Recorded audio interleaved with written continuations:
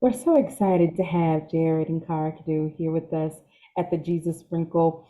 So you all tell us, who are you? Who are you separately and who are you together? Hmm, good question. So I'm Cara. I'm born and raised in Trinidad and Tobago, and I came to the US for college and stayed thereafter. I am a licensed clinical social worker, so I specialize in couples therapy and working with individuals with trauma. And we have two little ones, Jace, who's 10 years old, and Alexis, who's 8 years old. Mhm. And I'm Jared. So I'm from Jamaica. I came to the States in 1999 for college, and I've been here ever since. I'm a child and adolescent psychiatrist. Um, and I guess together, Karen or myself, we obviously are Christians first and foremost, but we also run a ministry called Authentic Marriages that works with couples, married couples, using spiritual as well as clinically based principles to just enrich people who are trying to improve their marriages. So we've been doing that ministry, unofficially for a long time and officially for a few years now. We're just really excited to be here today. Yeah. So excited to have you all. Jared and Cara are some amazing Christian people in terms of the way that they love. They were a part of my journey when I met them in 2005 through 2009, and they are some of the Christians who just loved me, loved the community that we were in so much, and it helped keep me alive. So you all have a very special part, a very special place in my heart. So thank you all for being here with us now. So you mentioned authentic marriages. Marriage. I would love for you to talk a little bit about that ministry right now, so that people can know at the very beginning of this interview a little bit about authentic marriages and what you all have coming up and offering to couples. Sure. So, authentic marriages is a ministry that has come out of Carnival and I's love for marriage just as an institution, and it's one of those things where God can oftentimes use your passion and turn it into something more, and that's what authentic marriages has become. And so we've really kind of focused our efforts on especially communities of color where there's just like a dearth of good information, a dearth of the sound clinical information that people can get. That's something we said, we want to try to address that particular issue. And so authentic marriages, as I said, has been around unofficially for years. We've worked with churches, we've run church marriage ministries in the past. We've done workshops at, different kinds of conferences, both regionally and internationally. But it was back in 2020 when we decided to kind of officially organize authentic marriages. And, it was one of those interesting things where we had big plans for what we wanted to do and how we wanted to launch it. We had planned a big retreat that we are going to be doing in Belize. And then, obviously 2020 was the year of COVID, and that changed a lot of things, and obviously God was working in a lot of that. And so we ended up having to pivot. And, our organization has, I think benefited from that pivot because we went online, started a lot of online workshops, free workshops, and now we do coaching groups. Tara obviously is a clinical social worker, so she does individual couples therapy. And then we also do, retreat, local as well as international retreats as well. But our mission has, I think, remained the same. We just want to help people. We want to make sure people, especially those who are in a household of faith, have an opportunity to get really good information. And, one of the things we've always kind of prided ourselves on is making sure that it's practical. It's practical from a spiritual standpoint and practical from just a life standpoint, making sure that whatever it is that you hear is not platitudes or like, oh, this sounds great. And then when you try to do it, it doesn't really work. We want to make sure people have an opportunity to improve their marriages because, God created marriage. I really do believe that is, something that he has blessed us with the opportunity to help in terms of making sure that people know how to actually grow their marriage and how to grow their marriage community, which is also a really big part of our ministry, is, helping people to understand that marriage is not meant to be done alone. I think many people try to navigate marriage kind of in their own silos by themselves. And, you come to church or you're smiling, everything is great. And then you get to the car and all of a sudden nothing is great. and you see so many stories like, oh man, this person is getting a divorce. I didn't even know they're having problems, right? And a part of that is because we are isolated ourselves so much that the communities that can pour into us either aren't there, have not been created, or are not given the opportunity to do that, right? And so we're big about making sure that, not only are you working on improving your marriage, you're also working on community, increasing and improving your community of people who are pouring into your marriage and people who you are pouring into. Because I think that's the only way we can navigate marriage. And I think that's how God made us in the first place. He made us to be relational. And that doesn't stop when we get married. I think that actually should increase. And so that's one of the things we're really devoted to as well. Wow. Oh my goodness. So you all have already just given us so much right there. You mentioned growing your marriage community. This is my first time hearing this phrase. Explain this a little bit more and tell us why what is a marriage community? And then why is a marriage community so important? Yeah, that's a really, really good question. And it's so interesting that you say this is the first time you've heard that phrase, right? And I think that, it's because we live in a very individualistic, like America's a very individualistic society, that we end up being sucked into that dominant culture of, being self-sufficient, working and becoming independent, doing those things. And those are things that are just like prioritized in the culture, right? And we don't ever as we were talking about this just the other day, that the weight or the burden that is placed on an individual when we have to live in an individualistic society is so enormous that we were never meant to do that. Like, we were never meant to carry the load of living alone. And even, whether you're single or whether you're married, right? Because if you're married, people then think, okay, it's just the husband and wife and then the kids.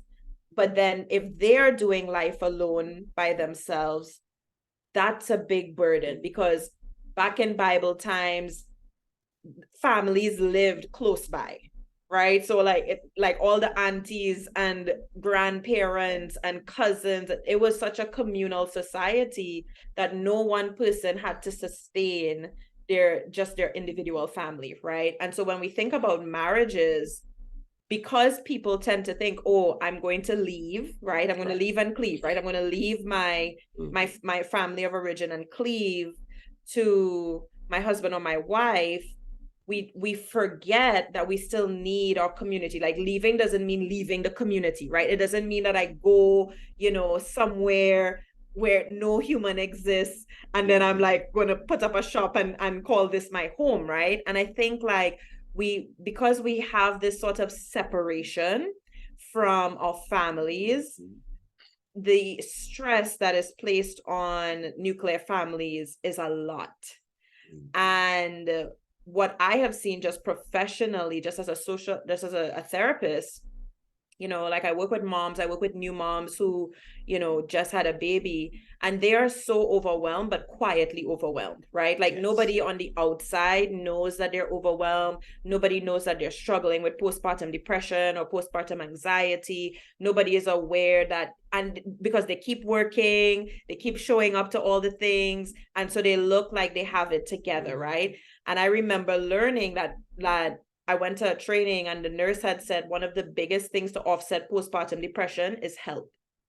They were like, if you can get mom to sign up for help, to say yes to help, to say yes to people coming and helping you clean, helping you cook, helping you sleep even, right? Like, that's one of the biggest things that's going to offset postpartum depression. So essentially, community is one of the biggest things that we could do to offset to help our mental health, to help our relationships, to help our marriages, to help our parenting. And I don't think that God designed us to like live alone or to do life alone, but yet we all somehow are doing some version of life alone. Even people who are married, right? Like, even people who are married, they are isolated from the perspective of, if it's just Jared and I have no one to talk to, if I don't have support as a woman, if I don't have a community that I could tap into, if I don't have the older woman pouring wisdom into me, then I am by myself, even though I am with him, right? I am still by myself. And there are a lot of lonely relationships and a lot of people in general who are in the presence of others, but still feel lonely and still feel disconnected. And so that's one of the reasons why we really promote community, because I really do believe that God meant for us to live in community, even when we're married. Like he still meant for us to be part of a community, connected to others, be connected to wisdom. There's always somebody before you, like who's done it before you, and then there's people coming behind you, right? So there's the newlyweds, there's the dating, there's the, there are people who are new in the game. And so I think in any stage of life that you're in, you could always look ahead to see who is ahead that you could tap into, and then who is behind that you could help, and so that's kind of like how we envision like building that community, which is very counterculture to what we're used to. Wow, so powerful. So you all, just to let you know that one of the things that was so exciting was seeing pictures of African American couples in white during one of the authentic marriages retreats. It was so incredibly beautiful. So just tell us, what is an authentic marriages retreat like? Like with those couples that are like on that retreat and everything, because I'm like, this is the most amazing thing. It's like you said, we don't often see like healthy marriages among people of color in the United States. Like we don't see it. So tell us a little bit about what these authentic marriages retreats. Tell us about it. Yes. And when's the next one? And how can the married couples join? No, thank you for asking. Yeah. So, the authentic marriages retreat, it's called a celebration of love retreat. Those are the ones that we do international, a celebration of love retreat. And, those retreats are exactly what it sounds like, right? It's, one of the things that we oftentimes do not do is celebrate our marriages, right? So like, many people, when you get married, you have your big wedding and that's a big celebration, and you may have your 1 or 2 years of the quote unquote honeymoon period.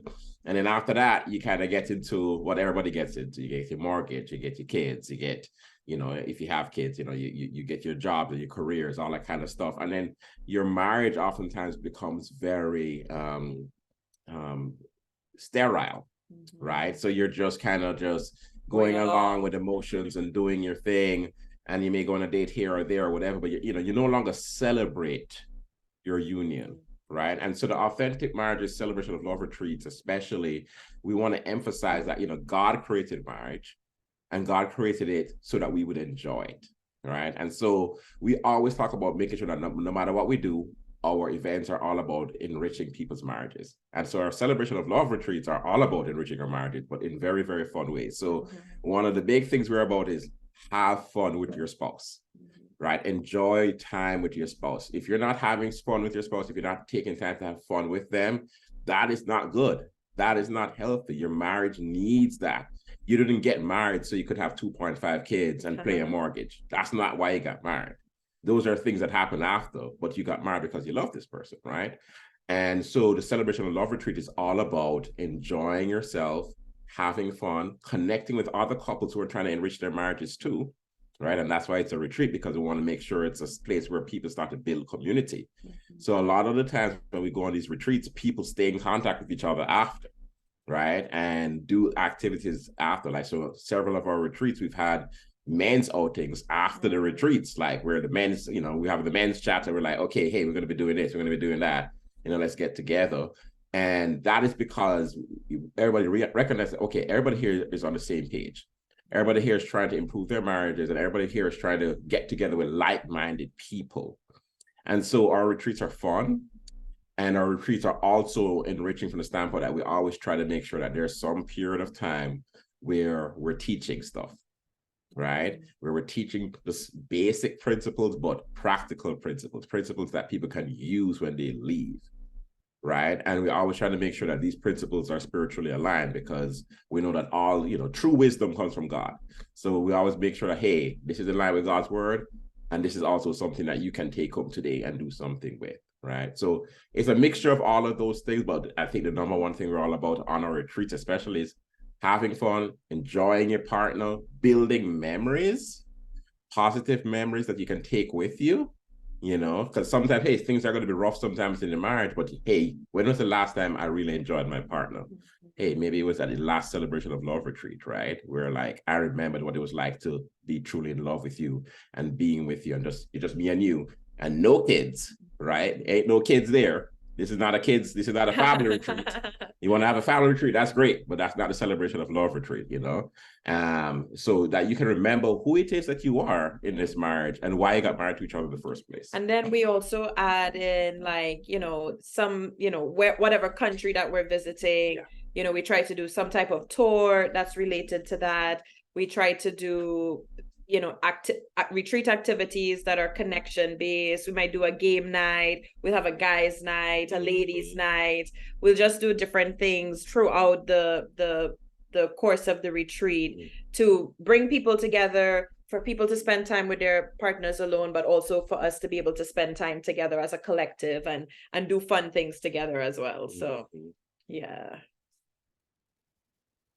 So awesome. So cool. So you all definitely want you all to stay connected with Authentic Marriages. It's definitely going to be an organization that is going to continue to bless marriages in the kingdom. So you all, let's get into this interview. All right. So tell us, how did you meet? We want his version and her version. So we met at a Church of Christ lectureship in the Caribbean. It was a Caribbean lectureship in 1998. This is a lectureship that rotates islands every year. So in 1998, it was in Trinidad, and Jared came to Trinidad. We were both 17 years old.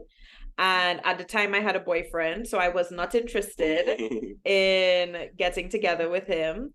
But I was like, we could be friends. And then he was like, no. And I was like, what? How immature. I literally remember thinking, how immature that you can't be friends with somebody who has a boyfriend, right? But it was one of those things where it's like, I recognize, like, okay, yeah, we can be friends, but we're not going to stay friends, right? And so eventually that's what ended up happening, right? So we kind of stayed in contact. And then we met again a couple of years later at another Church of Christ retreat in St. Lucia. That was in 2000. And then that's when we really started kind of talking and everything, and officially started dating like the next year. So, and then from that point, we kind of dated long distance. At the time I was in the States, Cara was still in Trinidad. And then finally she came up to the States in 2003. And when I went to Duke in North Carolina, and Cara was in a Benedict College in South Carolina. So we were only 4 hours apart, as opposed to a continent and a country. Exactly, as opposed to a country apart. Yeah. And so we dated a couple more years, 3 more years in that capacity. And then, when she finished school was when literally she finished school in May of 2006. We got married in June of 2006 in Trinidad, and then she moved to North Carolina. Yeah, so our entire relationship was essentially long distance, because it was Trinidad, Texas for 2 years. Because Jared was at school at ACU, and then I was in South Carolina and he was in North Carolina. Exactly. So for the most part we were long distance for 2 years, but that I think for us, because we met so young, like when we met we were 17, and then when we reconnected again we were 19, and then when we started dating we were 20. Yeah. So we had one of the things that I think that helped us was because we were both spiritually invested at such a young age. So we were very much like I live, breathe, and sleep church, right? And so that was like, at 17 years old, I was at a church lectureship. Like, think about that, right? Like, where most of the times you will really find grown people at a church lectureship, not necessarily teens. And so I think that for us is like what helped draw us close together was the fact that we were both like spiritually, I think, more advanced for our years than, at 17, 19. We knew, at least I knew, like I wanted somebody that was like spiritually minded, eyes on God, focused, disciplined, like all of those things, and so I think that was one of the things that I think helped us stay together that long in such unusual circumstances at such a young age. Because when you think of a 20-year-old having a long distance relationship where one person is living in a Caribbean country and the other person is living in America, that is likely not to work out. You know what I mean? Like in this day and age, that will likely not work out for most people at that young of an age. I mean, I think if I imagine my children saying that they were dating somebody, in a completely different country in France, I would be like, what? What are you talking about? Like what? But I think it goes back to maturity. Yeah. And spiritual maturity at that. And I think, that's something that remains important to us all these years later. Okay, so this is beautiful. You met at the Caribbean Church of Christ lectureship. Is that lectureship still happening and are people still meeting each other there? Oh yeah, it's still happening. Where was I have a friend who met somebody there. Yeah. He was from Dominica and she was from the States. And they're married with kids now. Okay, so it sounds like people need to go to the Caribbean Church of Christ lectureship. Next year is going to be in Aruba. That sounds amazing. Yeah, it's a great opportunity. A lot of people go there every single year, and I think it's been going on around 50 years now. So it's been around for quite a long time. And a lot of people actually do meet there. A lot of young people end up meeting there because it's a great place, right? Because you think about it, this is a place where people go to learn about God, and then you have a lot of young people end up going there as well. It's like, well, you can also meet people who are also on the same wavelength in terms of trying to improve themselves spiritually. Yeah. Well, those are the people you want to be getting together and getting to know, right? And build to it, right? That's good stuff. So take us back to when you first met. And I know Jared said that we can't be friends. But what was your first impression of each other? Like, what did you think about each other when you first met each other, or the second time when you met in St. Lucia? Yeah, I mean, I think when I met Cara, obviously I thought she was very beautiful. That's one of the first things that kind of struck me.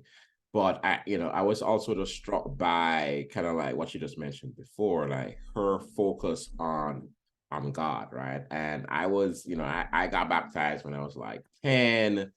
But I would say, most of my high school years, I really wasn't focused on God the way I needed to be. And it was around that time when I kind of made a decision and I wanted to kind of start pivoting back towards God at that age. And, seeing Cara as someone who seemed to be so dedicated and just enjoyed being a Christian, right? And enjoyed the Christian life. That was it had a big impact on me, And so I was like, man, I want to get together with this girl.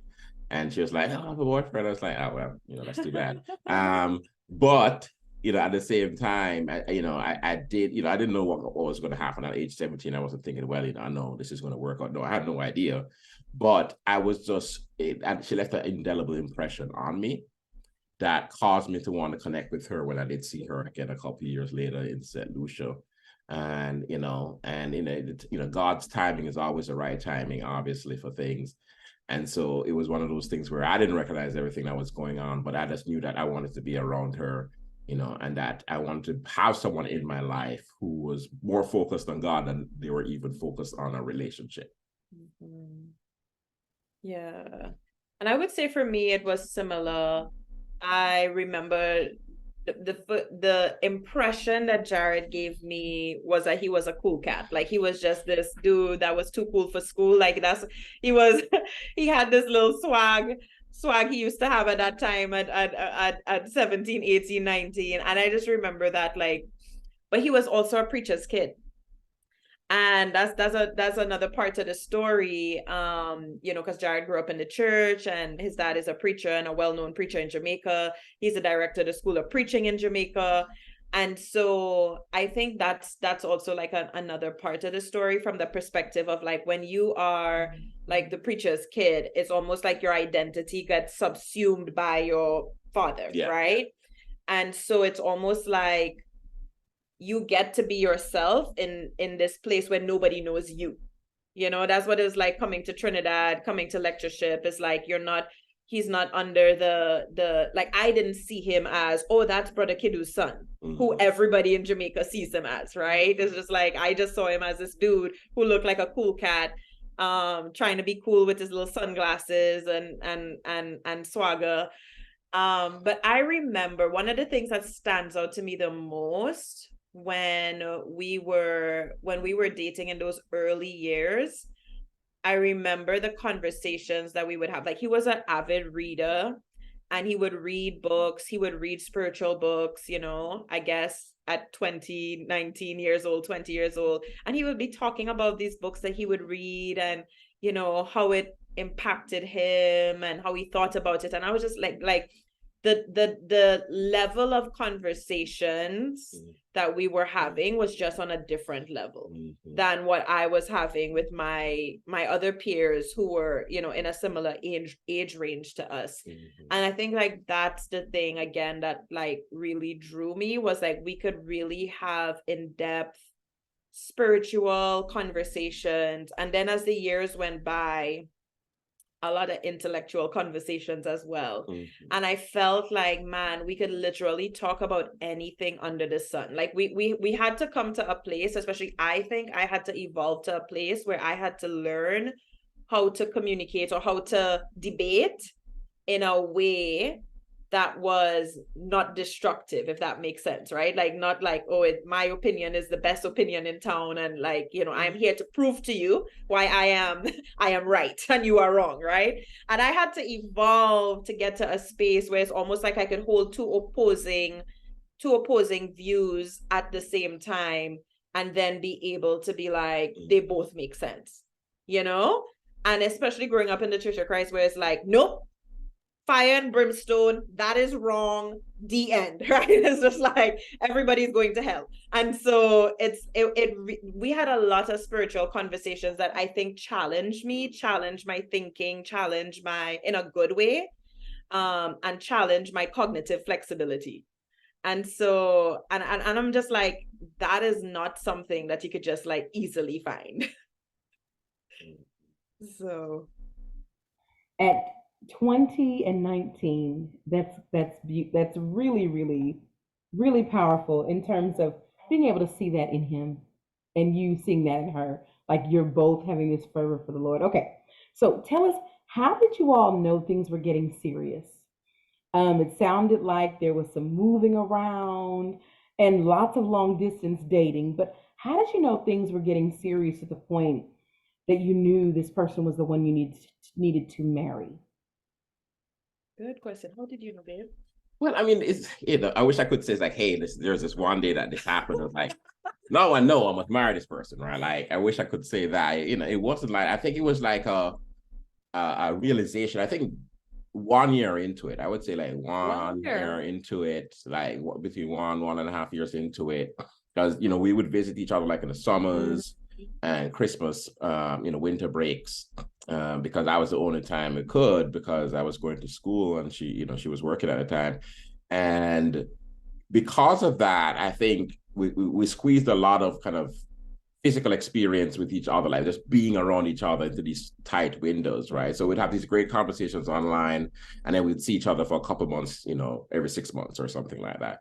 And I think it was during those times I was like, man, like, you want to be with somebody who inspires you. You want to be with somebody who loves God, and you want to be with somebody who, when you're around them, you want to be a better person because you're around them, right? And so, like, that kind of just clicked for me like a year in, and I was like, yeah, I mean, this is somebody I need to marry. Like, I don't know how I'm going to do that. We're in completely different countries, and who knows how all of this is going to play out in terms of like that. But that I just got that impression. I just knew that needed to happen somehow around a year into it, Yeah. I think like for me, and this might speak more to just like the culture, the Caribbean culture, right? Mm-hmm. But I think that I remember like in youth group or church or whatever, like they would say choose a date fit for a mate.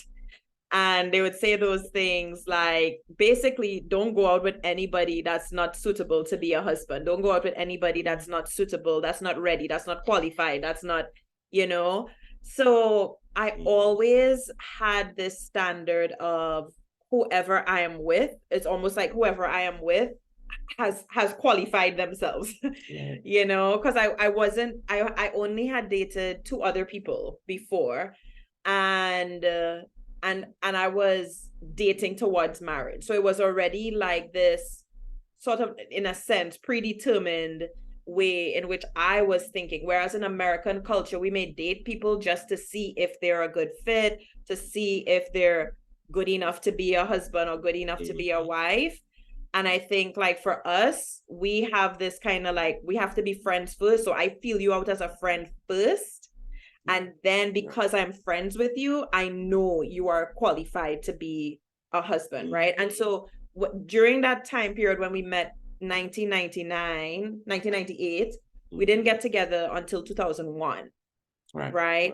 And then when we had re-met each other in St. Lucia in 2000, we just stayed friends talking, because I was like, I'm not ready. I had just come out of my second relationship and I was like, I'm not ready. One of the things I learned from that relationship was that my happiness was dependent on him and not God.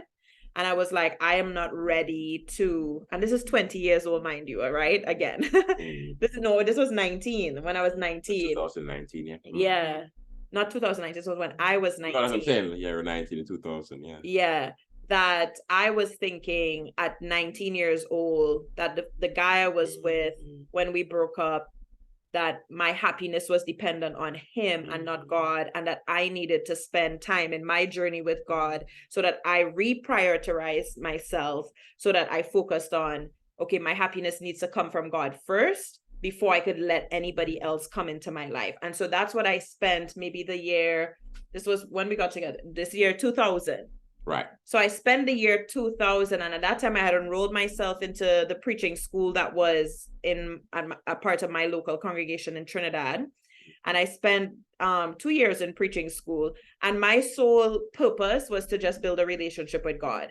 And so in that year that we remained friends, that's where I kind of got to know Jared without the us having to date, the pressure of of dating. So then by the time we did get together, it was serious.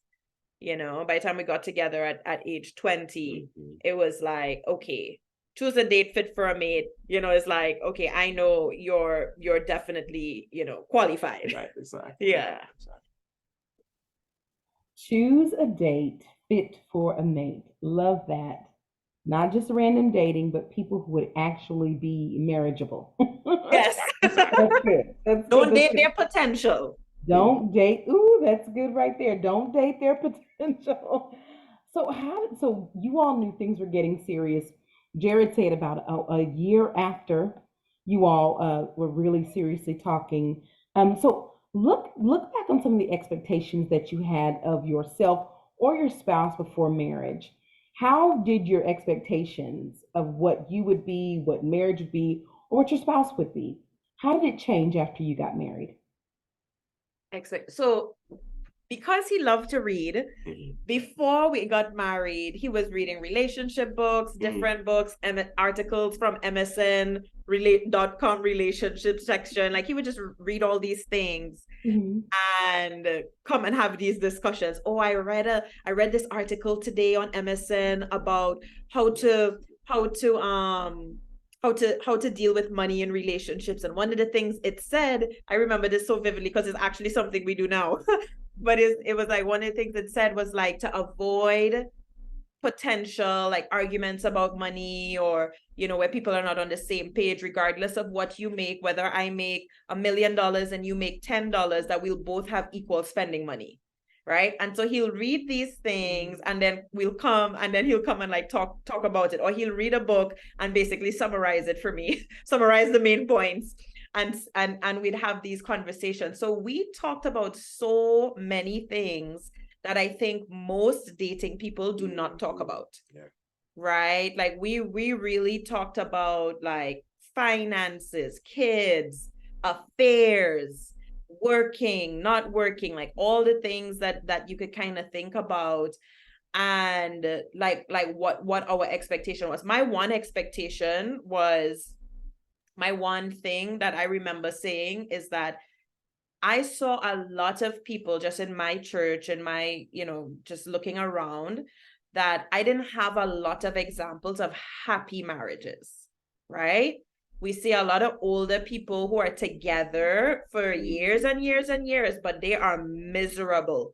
Or they might be like, the wife is the one in church. She's the matriarch. She is faithful. She's the grandmother. She brings the grandkids, all the things. And then the husband is like, oh, cheating, drinking, not really like holding up his end of the bargain. And I remember saying, that is one thing I will not do. Like, I will not be that woman that stays in a relationship while you go live your life and do all these crazy things, and then just because I love the Lord, I will stay, right? Like, so that was like one of my like day one kind of things. Like, I'm not going to be like Sister Mary, who stayed with her husband for 56 years and he out there sowing oats and going all over the place with these other women. I'm not going to be Sister Mary, right? So because of that, we really and those were the examples, really. Like, those were the examples of the women in church, right? It was almost like the tolerance level for foolishness was so high, right? That women stayed in abusive relationships, whether physically, emotionally, mentally, spiritually, like they just remained. And I even saw that in my peer group, who were similar ages to us, and they replicated the same thing. Like, they replicated that what we saw, which is, I am the faithful woman, faithful to God, faithful in church, coming to church, serving, but then my husband just fell away, didn't stay faithful to God, first of all, and then ended up, drifting away and breaking the marriage covenant, but they remain. And they remain in that very like toxic environment. And I was committed to not being that. Like, I was committed to being like, I will not do that. I will not. And I grew up in a home where my home environment was not a Christian home environment. It was a toxic environment. It was not healthy. And so I was even extra committed because I already lived it as a child, that I will not live this as an adult. And I would rather be alone than live in a toxic relationship. And so, and again, I knew this at 15, 16 years old, right? So I already came to the table with this type of like, I'm not going to compromise. I'm not going to stay for anyone. I'm not going to live that type of life. And so because of that, I think that brought a different layer of intentionality with us to the relationship, right? It was just like, because I'm not going to do that. I'm not going to be like Sister Mary. I'm so sorry. That might be the only examples that we know, but I'm not going to fulfill that expectation, right? And so I said from the very beginning that we have to like work on our marriage, invest all the time. So a lot of people work on their marriage when they have problems. And I like to work on my marriage so that I don't have problems, right? So that's kind of like how I took my approach, was like, prevention is better than cure. So if we could prevent problems, then let's do that. Exactly. And so we invested in premarital counseling. I remember even going to the preacher. The preacher was the one who did our premarital counseling. And after the third session, he was like, okay, I think y'all are good. And I was like, no. That's not adequate. That's inadequate. So then I went and I found another counselor, like a professional counselor. It was a woman. She was a Christian, and we paid for sessions with her. And that's also something that people did not do, right? Like people our age did not pay for premarital counseling outside of their preacher. Because with your preacher, you're only going to get a certain type of counseling, right? And it's a very different type of counseling when you talk to somebody who's actually a trained therapist. It's a very different experience. And so because we had that conversation about expectations, there was a lot that continued, like that sort of like open door policy of continuous conversation was just an evolution in our relationship.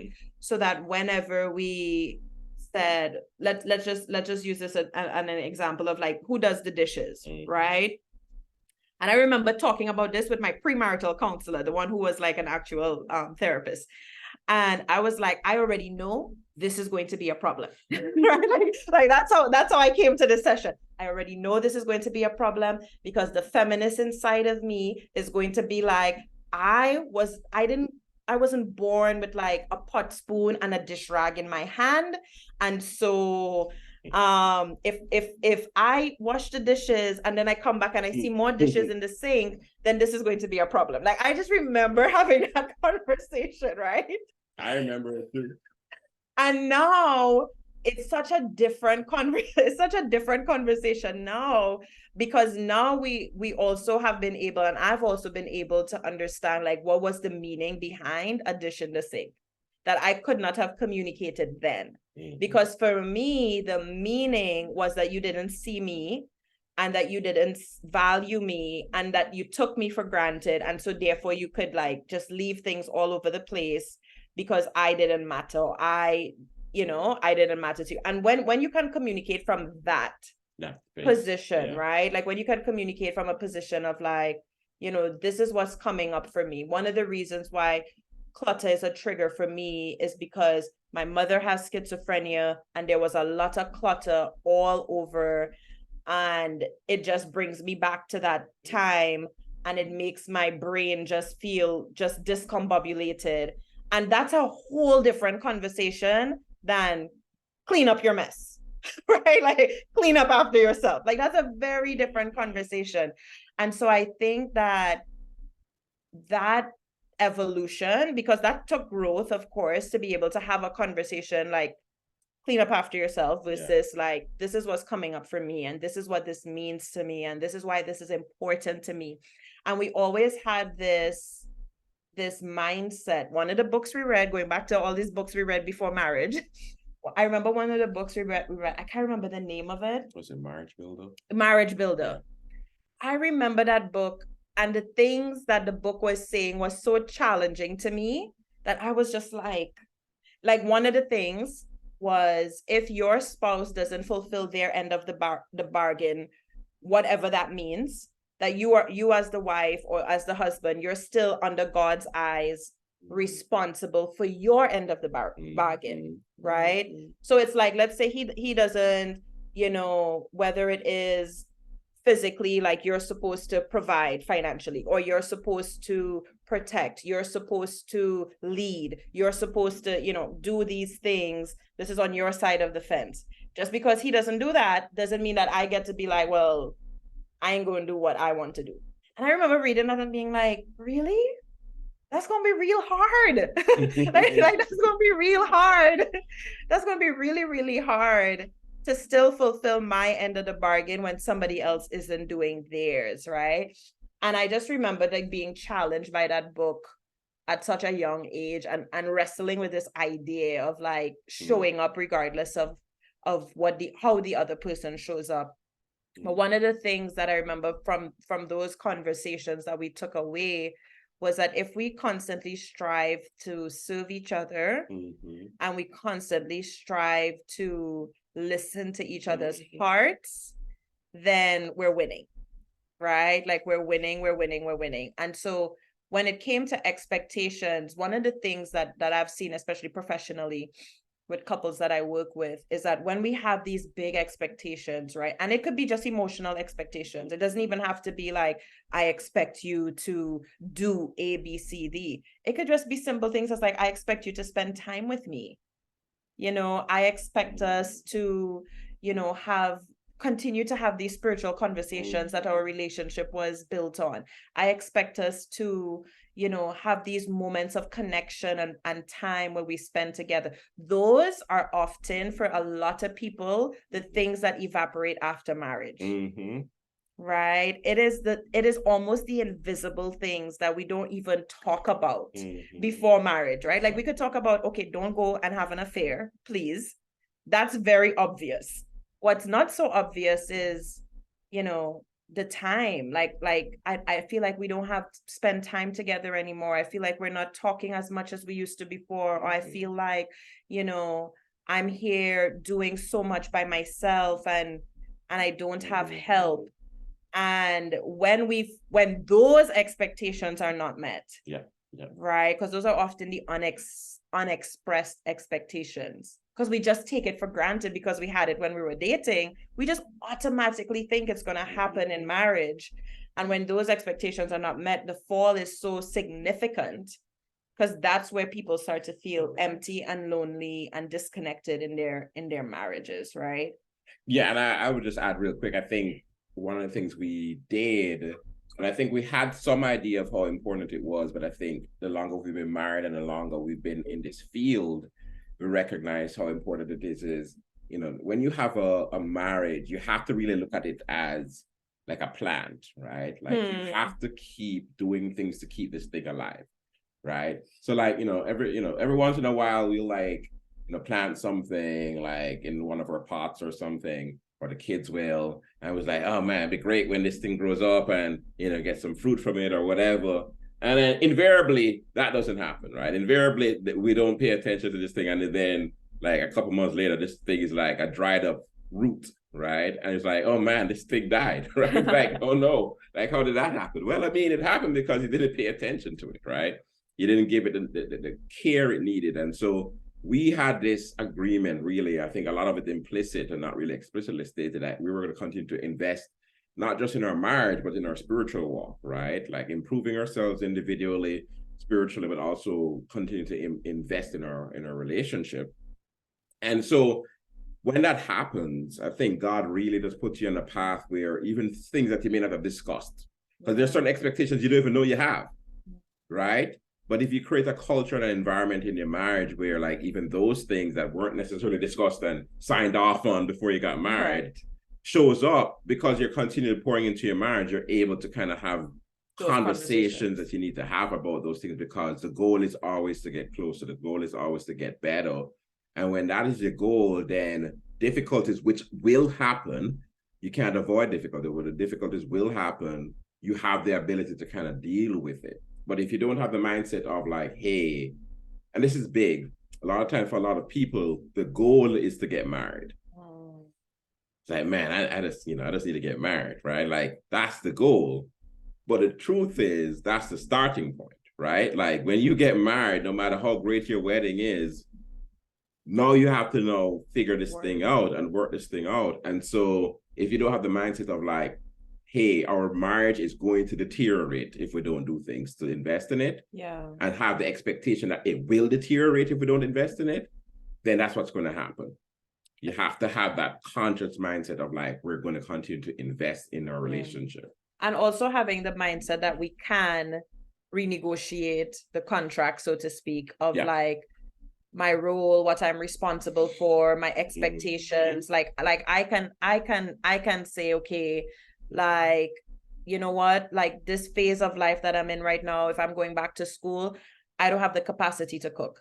We need to figure that out. We need to come together and, help support me, so that that's not something that, okay, I'm going back to school, plus I'm still trying to, cook, clean, and do laundry. It's like, no, we need to hire help. We need to renegotiate, right? Yeah. And so it's like, those are the things. I think like if you don't talk about those expectations or renegotiate those expectations as well, or think that you can renegotiate those expectations, because as women, I think we have these like those seeds again, those what we see, what we grow up with becomes what we are supposed to do. And I think especially if you're a professional woman, if you have a career, those things are really, going back to the individualistic society, very hard to do. It's very hard to be a professional woman and at the same time manage, be CEO and do all the things at home. Cook, clean, do laundry, whatever, you know? And so being okay with yourself even to say, I'm going to take a step back from that, because doing laundry is really not as important as being emotionally present.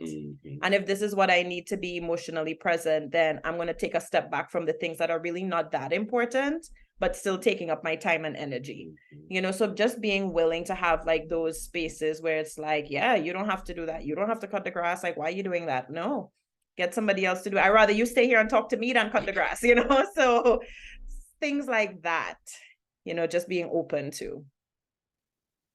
That's so, so good. Renegotiating the contract along the way because things change. It's beautiful. But establishing the kind of culture in your relationship before marriage around talking about things, around expressing your heart, such that you don't get in the marriage and there's no ability to communicate. You don't know how to communicate. That's really good. I love the point that you made about if you do not work on the marriage before the trouble will come and you'll have to work on the marriage. So, Kara, you said, I knew that the kind of marriage I refused to have. I knew the kind of woman I refused to be just from watching certain, I'll call them non examples. And you said, no, we're going to along the way. That's powerful. Jared, why, when she basically was like, no, we're going to work on this thing along the way, how, how did you understand that? Like, yeah, we do need to work on this thing along the way. How did you decide that, okay, yeah, we need to do what she said? Right. So, yeah, I mean, my situation growing up was different, and so my parents have been married, going to be 50 years next year, and they're both dedicated, really dedicated to God and to working for God, and so in many respects, I got a great example of what marriage should be. But I did also see many examples within the church, and I think one of the biggest sticking points for me, and I spoke about this to Cara many times, is in the Caribbean especially, we struggle with creating elders, right? We struggle with creating elders. And one of the big reasons for that is because people weren't staying in healthy enough marriages to create families that could grow spiritual kids, so you could have the qualities of what an elder looks like in the scriptures, right? And so we saw that, year after year after year, and unfortunately, we still see a lot of that even now, despite the church being in the Caribbean at this point, going on 60, almost 70 years.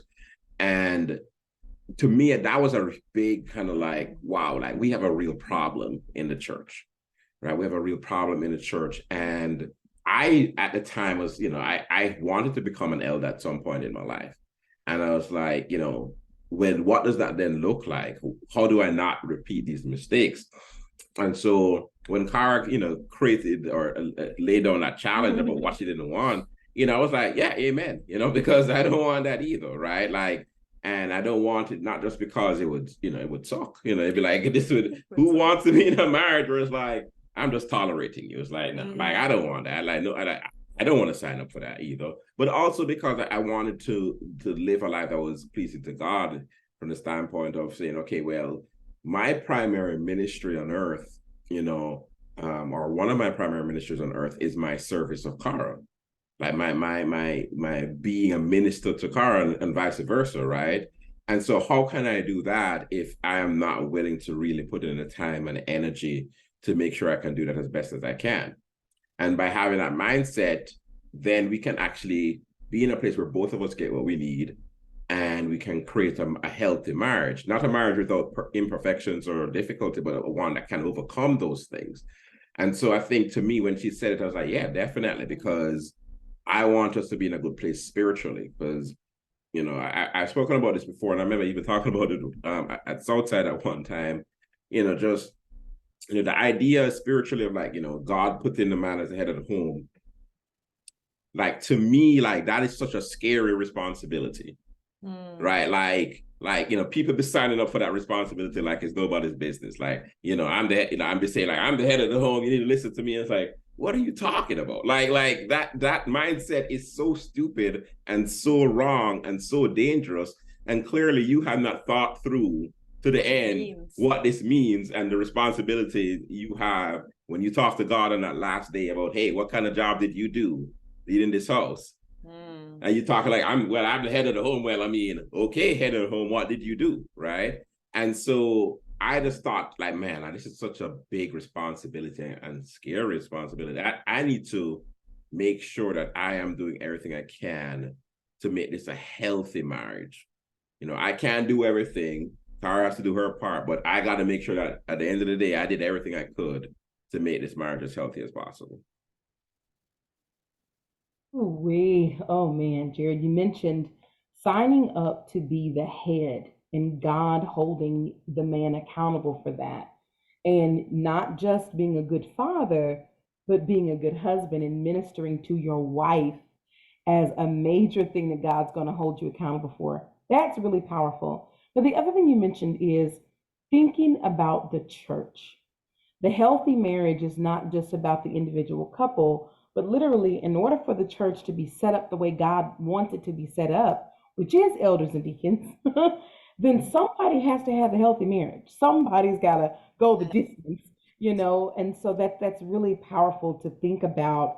If the church invests in healthy marriages, if families invest in healthy marriages, if individuals invest in healthy marriages, then it will allow us to be able to follow through in obedience to God, with the church being set up the way it's supposed to, and the leadership being in place.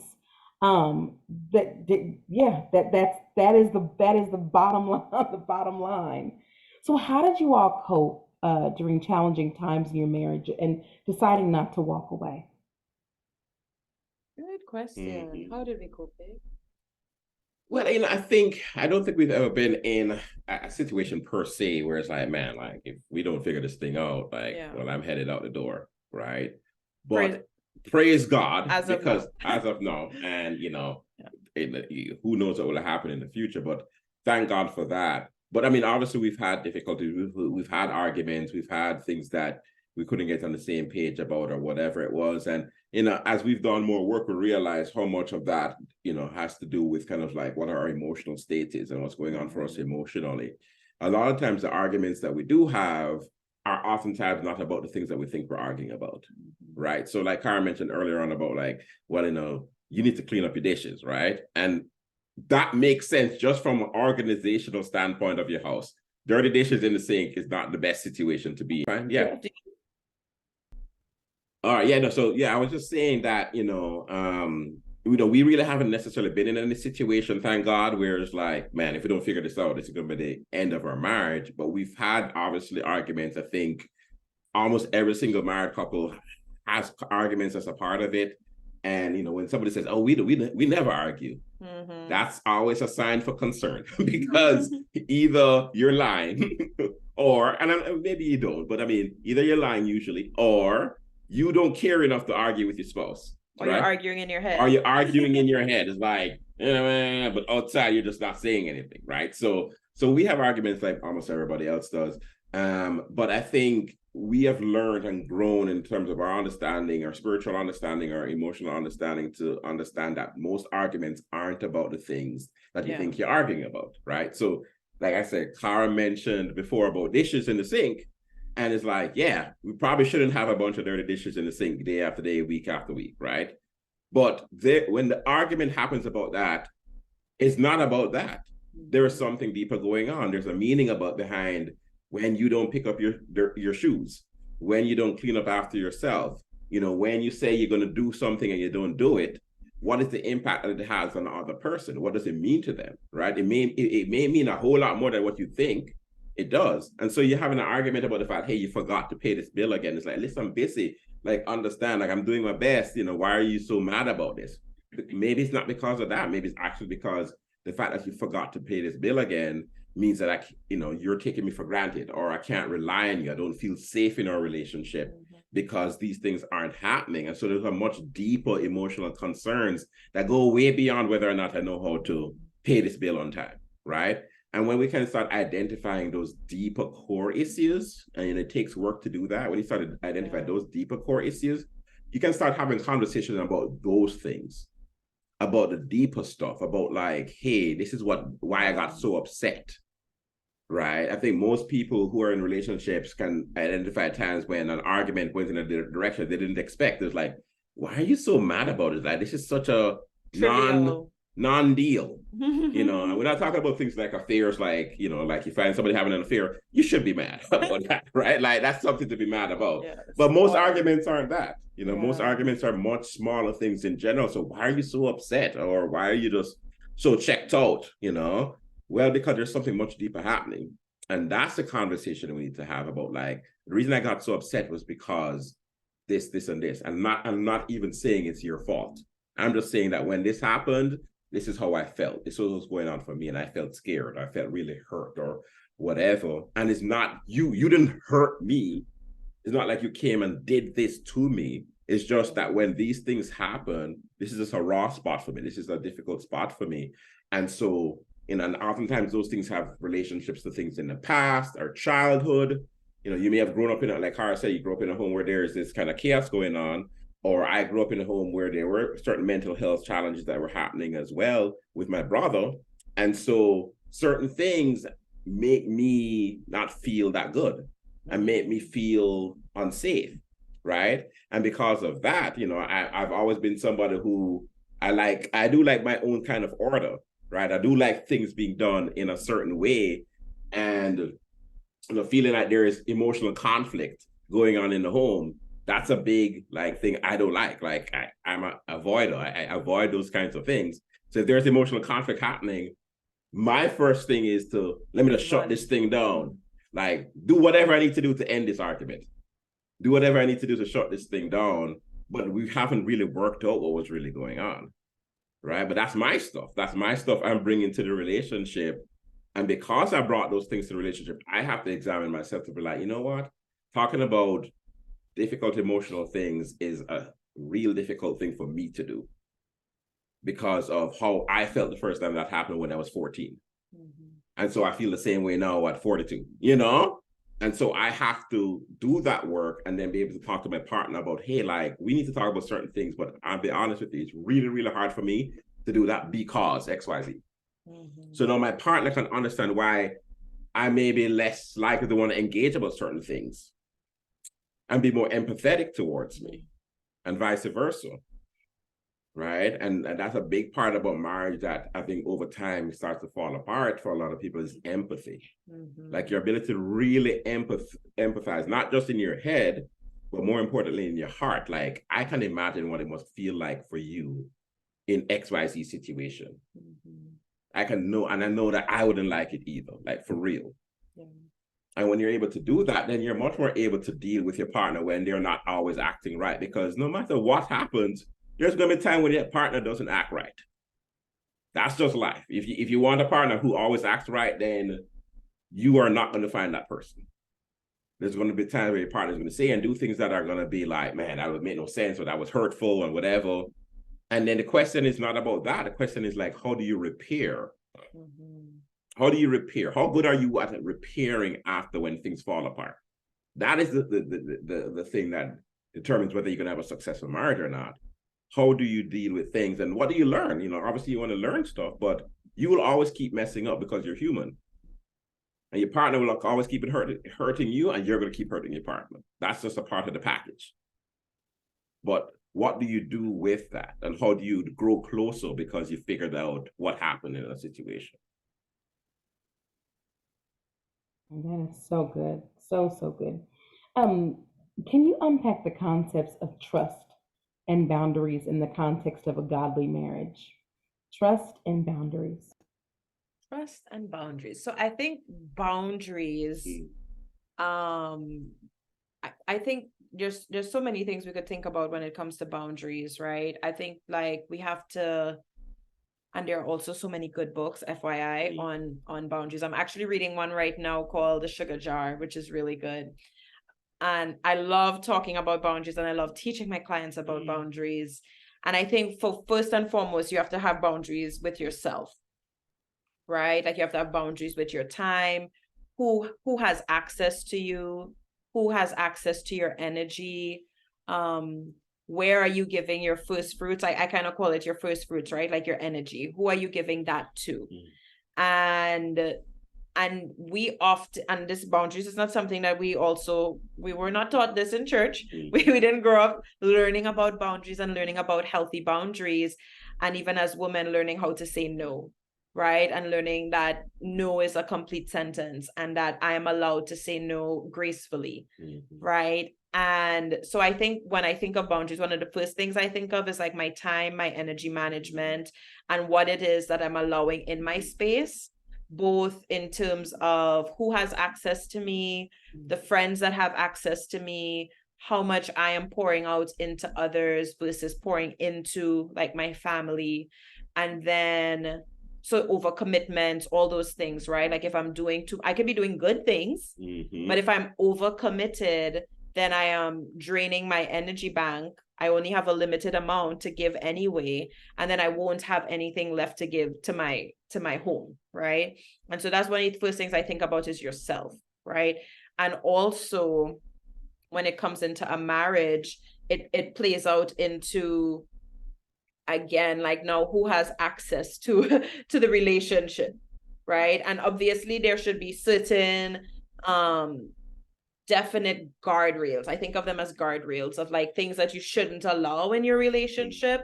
And in order, and you know, kind of going along the lines of trust, having those conversations about like what's appropriate and not appropriate. So an example would be for us, since I have been to the US, I have not made male friends, because when I came to the US, we were dating, right? So any male friend that I make is our friend, right?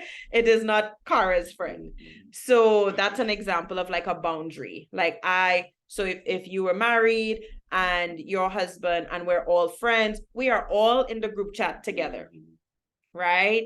So I wouldn't be just independently texting your husband or somebody else's husband, and I would do that in a group chat. So it's just like all four of us in the group chat, and like whatever we're sharing is open, right? So nobody can, there's a scripture that says, let not your good be evil spoken of, right? And so even when you have good intentions, you don't want anything to be said of that. So those are like little examples of where, you know, if I say, hey, you know, I talked to such and such today, you know, like I always tell Jared, like I always let him know. If there is somebody from Trinidad, my old friends, you know, those types of things, like we're very like open and transparent when it comes to that. And so and there are no like secrets, in the sense of like, okay, so like if I have a girlfriend, like I had a client talk to me about this, about like secrets, and that you shouldn't keep secrets from your partner, because so if I was talking to you and we were having a private girl conversation and you were telling me about, say, your struggles in your relationship or your marriage, that's something that I can hold in confidence, right? And that's something that I should hold in confidence, because that is very different from a secret that's like, girl, let me tell you about this guy that I met. I know I'm married, but let me tell you, you know, he just is like, you know, he really like he gets me, and he really understands. That is a different ball game, right? Like that is now you're crossing into territories that are dangerous, you know. And so I sort of firmly believe that any friend that we have that say of the opposite sex, like it is well known between us. Yeah. Right. So that I should never hear or never be surprised by Jared saying, oh, I was talking to Kimberly today. And I'm like, who is Kimberly? I've never heard of Kimberly. I've never met Kimberly. Like, that's not a thing in our relationship, right? So it's like everybody that I know, he knows. You know, and it doesn't mean that we're necessarily like all of us are friends, but it's like it's very open. It's very there are no hidden secrets, right? If I'm going somewhere and I had this coworker friend, he's older, he's married, and And when I worked at Big Brothers Big Sisters in North Carolina, we would sometimes do work lunches together and stuff like that. But he was also my mentor, and he was my professional mentor. And so, you know, those are things that you have to, you know, be mindful of as well, because you have to consider that, you know, the devil will plant seeds and people and different things like that, right? And so I think like openness is paramount. Right. So I would never say go to a work lunch with my mentor and not tell Jared, because, you know, he might be offended or upset or, you know, that type of thing. And so let me just like, he would know, right? It's at work. Like I would never do that, you know? And so I think like having those, like being very open, very transparent, especially when it comes to your interactions with the opposite sex, any, you know, and it for us, it's just like matter of fact conversations, yeah, exactly. Right? It's not like I'm asking for permission or I'm like asking you if this is like, you know, right for me to do. It's just like, this is what I'm doing, you know, like it's very open, very transparent. Oh, look, somebody messaged me today, you know, there is like no secrets where that is concerned, you know, in terms of like my interactions with other people. And I think that, you know, some people have best friends who are the opposite sex, and I am not familiar with that, so I don't know how that works. Because for me, Jared is my best friend, and then if I had another best friend, it would be a woman, right? And so I'm not familiar with how that would work. And anybody who has entered into our orbit, who is of the opposite sex, they tend to be a couple.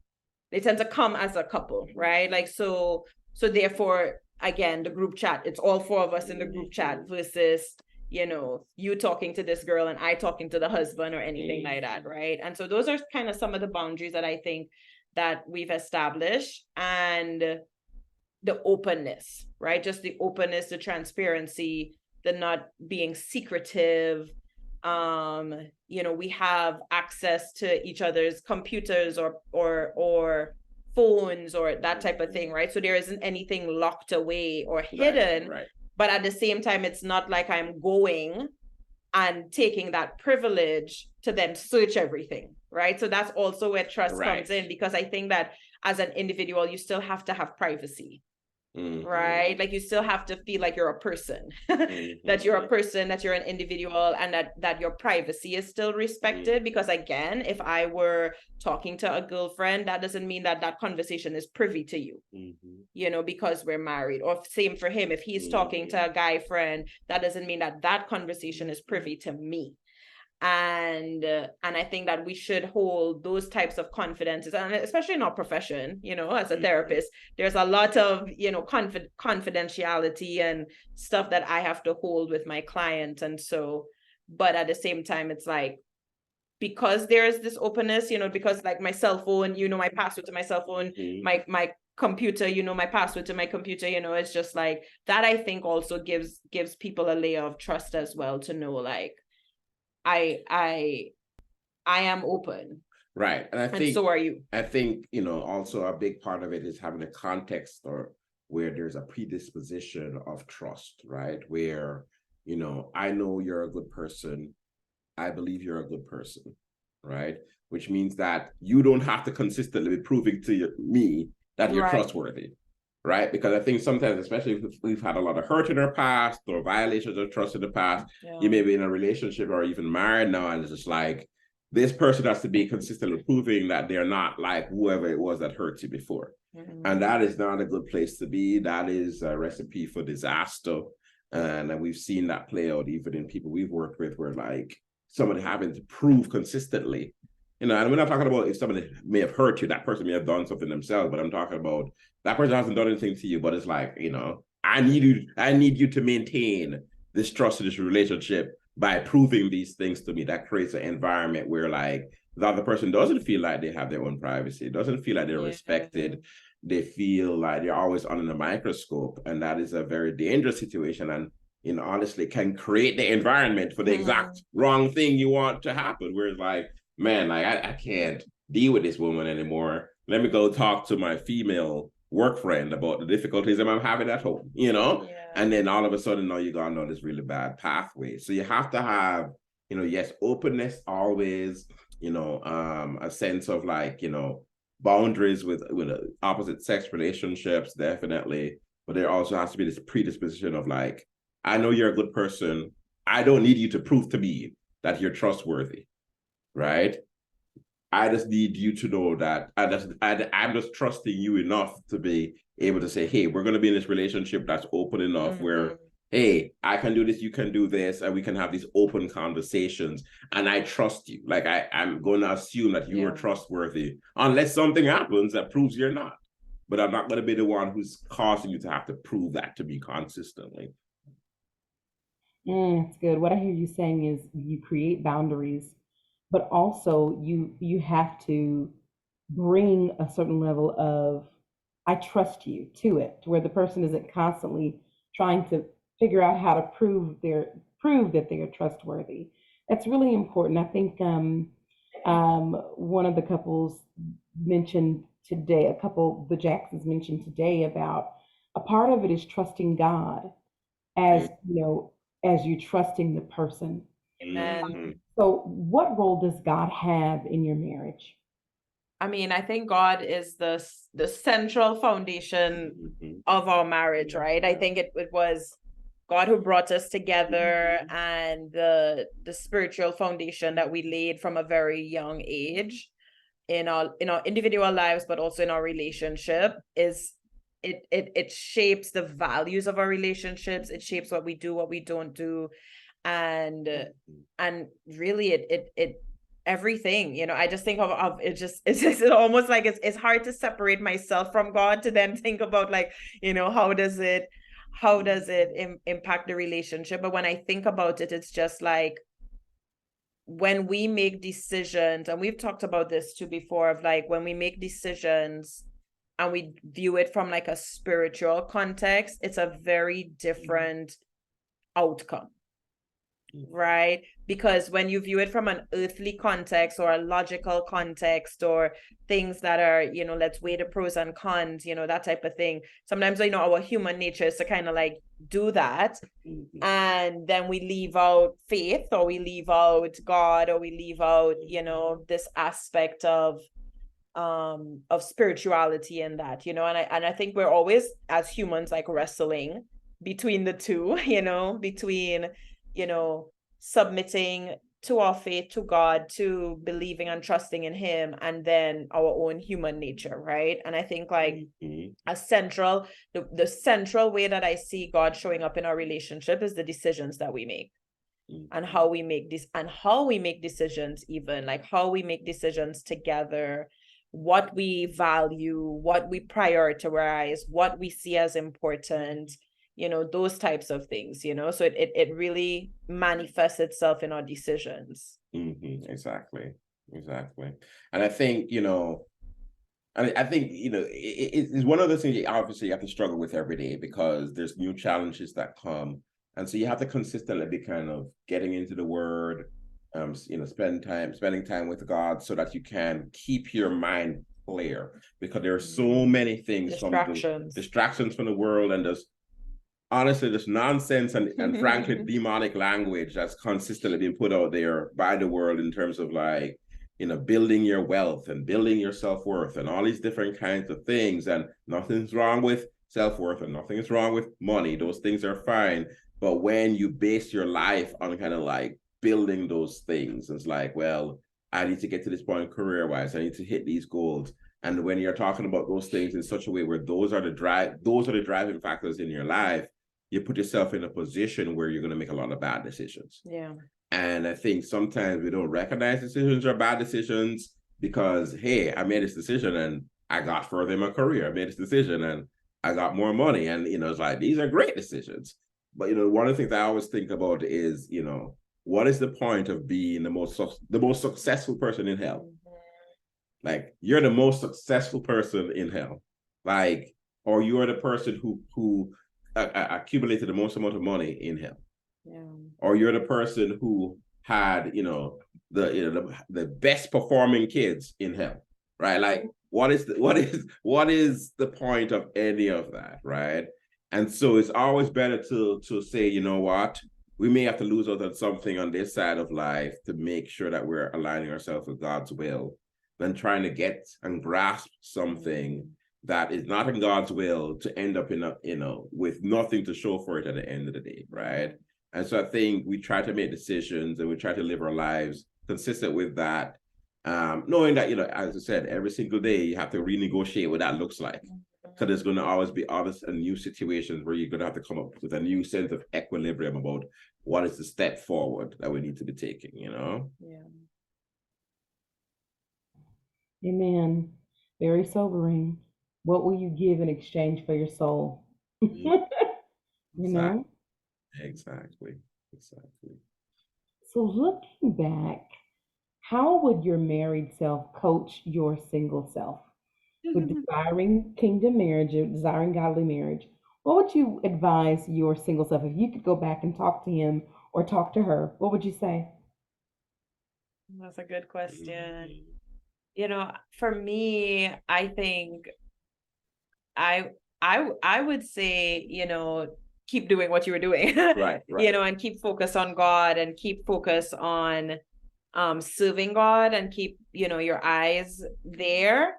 And also, don't compromise your values, don't compromise yourself or your standards. And and that's why I say, like, I would do the same thing now that I did then, which is to serve God first and foremost, right? But also simultaneously to keep your eyes peeled, right? So you can't be like tunnel vision and busy with work and busy with doing, and then you're not necessarily exploring, you're not putting yourself out there, you're not looking, searching, that type of thing. I think a lot of people, do desire to get married or to date or to have somebody, but we're not necessarily going places, doing things to put ourselves in situations, or even going online. Like nowadays, obviously online dating was, I don't think, a thing in the 90s, right? I think this is more of a new phenomenon, right? But I would, imagine that would change the dating landscape world. Like that has changed the dating world, right?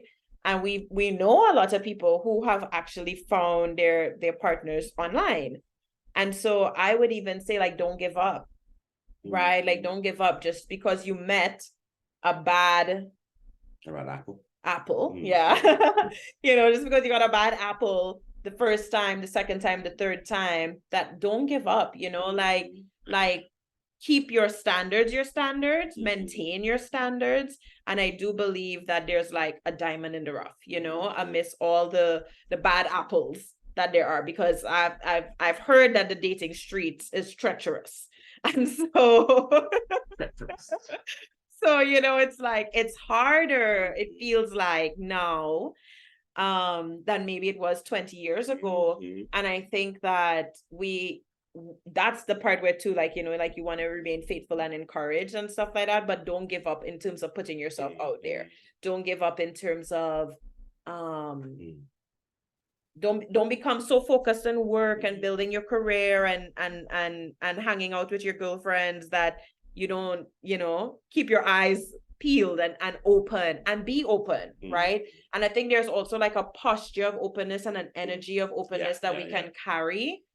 And a lot of times we don't realize, like, and I think for me, definitely when I was younger, not realizing like the energy that I carry, right? So the baggage that we carry, the trauma that we carry, the wounds that we carry, we don't realize how it shows up in our energy and how it shows up in our disposition when we interact with people.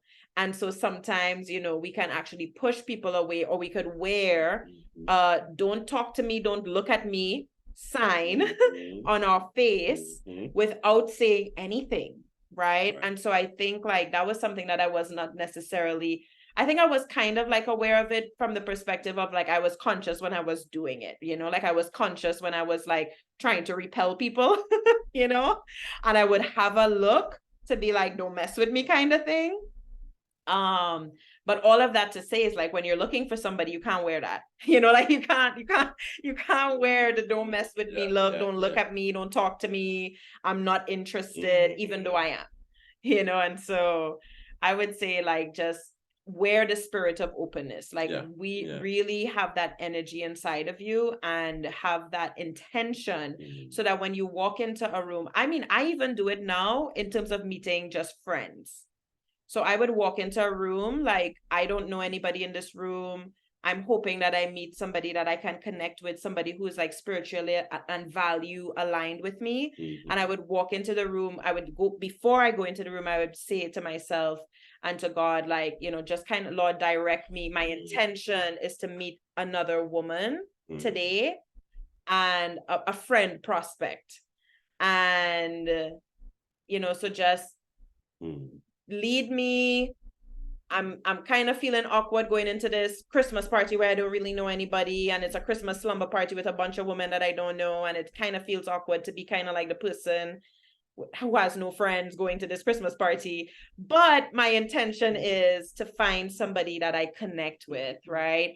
And so help my spirit to show that because right now my spirit is feeling awkward, like my spirit is feeling like I don't fit, I don't belong, this is weird. And so those are things that you have to be conscious of. And so when you make that conscious, it's easier for your energy to then follow. Exactly. Because now I'm aware, like, oh, I feel awkward. So my energy is probably displaying, when you go into a crowd and you don't know anybody, you just kind of tend to fall back. And we don't need to fall back. I think a lot of us need to fall forward, exactly. when we go into spaces. Exactly. Yeah, I mean, I think I agree with all Cara said.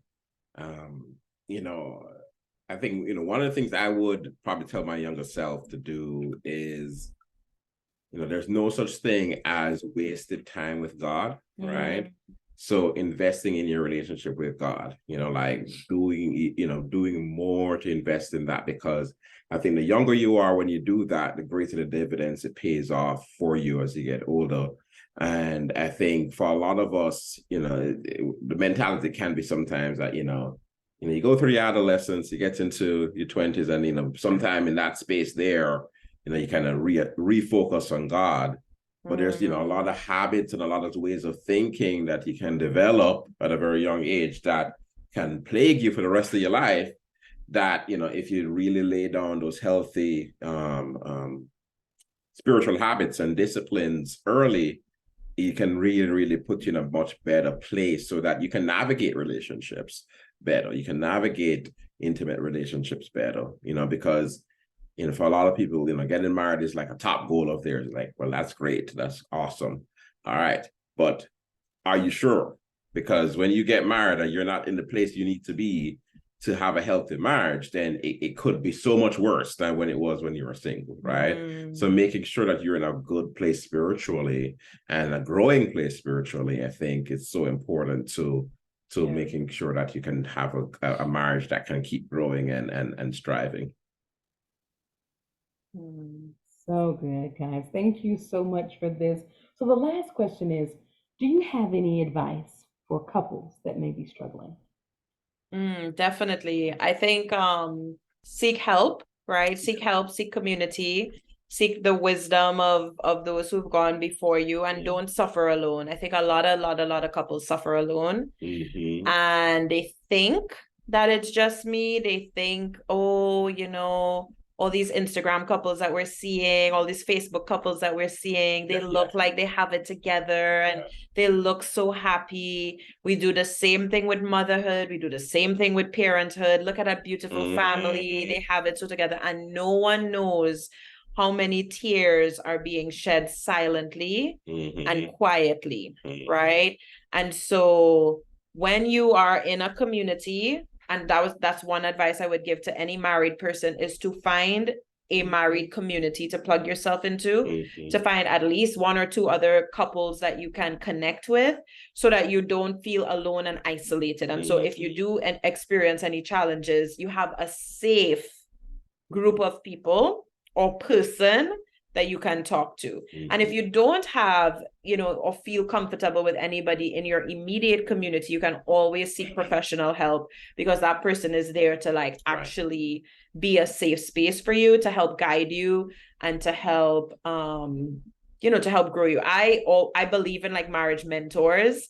I think just like how we could have a professional mentor, right? And how important that is to our professional career to grow. Yeah.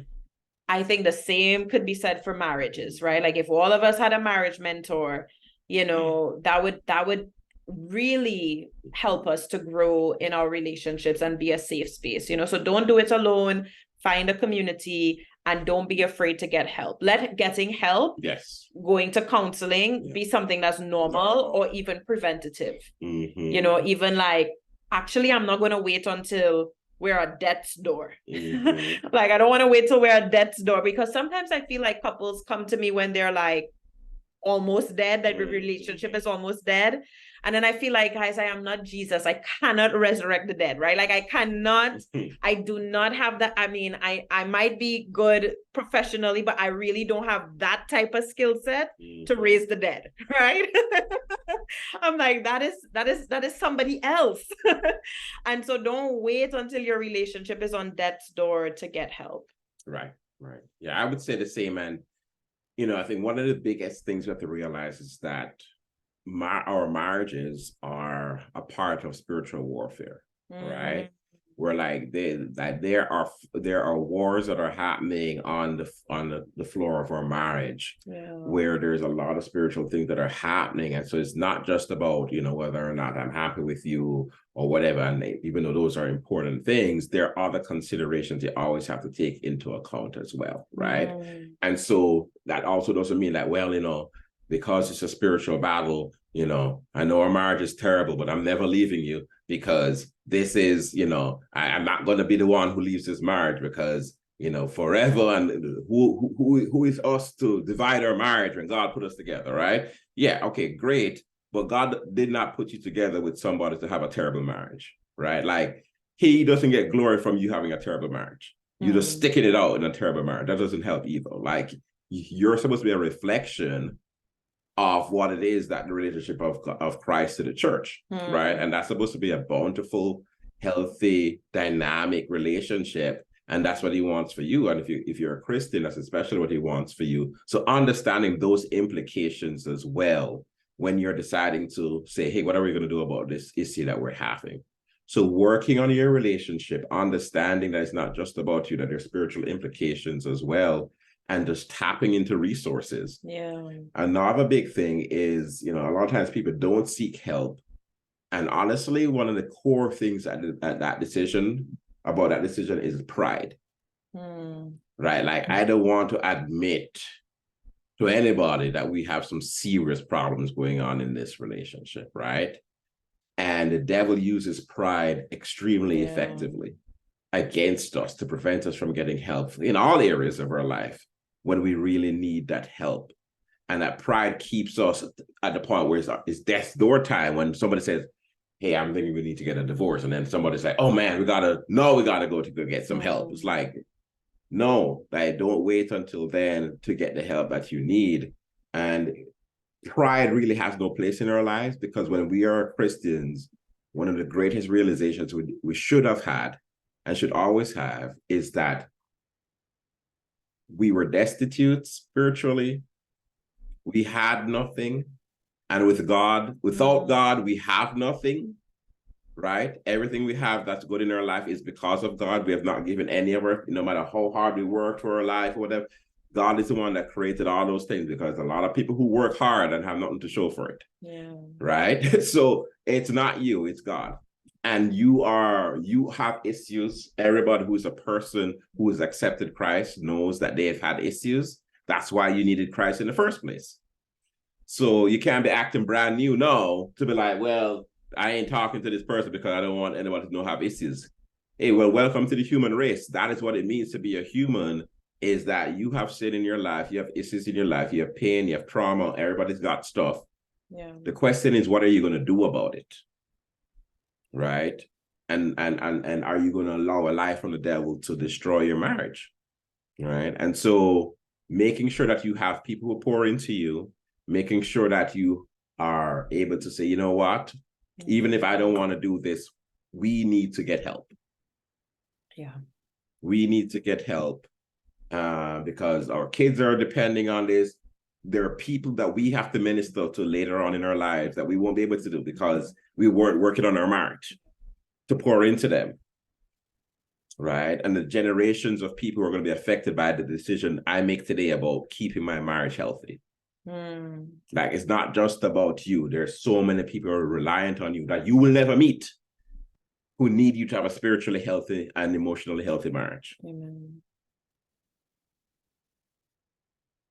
That is so powerful. Thinking about that your marriage is not just about you, it is about generations to come, people that you will never meet. Oh my goodness, that is so powerful. Oh my goodness. Jared, Carr, you all have been so amazing. Thank you so much for coming to the Jesus Sprinkle today. Is there anything that we need to know, couples that may want to get in contact with Authentic Marriages? How do they do that? Yes, you can visit our website at authenticmarriages.com. Our retreat website is called celebrationoflove.com. And my email is info@authenticmarriages.com. Right. So you can shoot me an email. You can find us on Facebook and Instagram as well. On Instagram, we're at authentic.marriages on Instagram. Thank you all so much. All right. You're Well, welcome. Thank you. Yeah, God Bye. bless you. Take care of yourself. Thank you. Bye.